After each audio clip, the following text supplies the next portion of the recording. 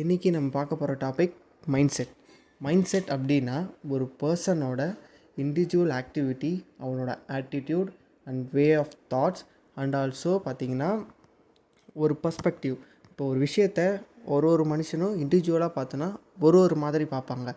அதுதான் பர்ஸ்பெக்டிவ். இப்போ ஒரு எக்ஸாம்பிள் அப்படின்னா ஒரு லைன் போட்டோன்னா அப்படின்னா ஒரு ஆள் என்ன பார்ப்பாங்கன்னா ஒரு லைன் இருக்குதுன்னு பார்ப்பாங்க. ஒரு ஆள் என்ன பார்ப்பாங்க, அந்த லைன் கருப்பாக இருக்குதுன்னு பார்ப்பாங்க. அதே இன்னொரு ஆள் என்ன பார்ப்பாங்க, இவ்வளோ பெரிய இடத்துல இந்த ஒரு லைன் தான் இருக்கா அப்படின்ட்டு யோசிப்பாங்க. இதுதான் ஒருத்தருக்கான பர்ஸ்பெக்டிவ் சேஞ்ச் ஆகிறது. மைண்ட் செட்டை பொறுத்த வரைக்கும் 2 டைப் ஆஃப் மைண்ட் செட் தான் இருக்குது. ஒன்று க்ரோத் மைண்ட் செட், இன்னொன்று ஃபிக்ஸ்டு மைண்ட் செட்.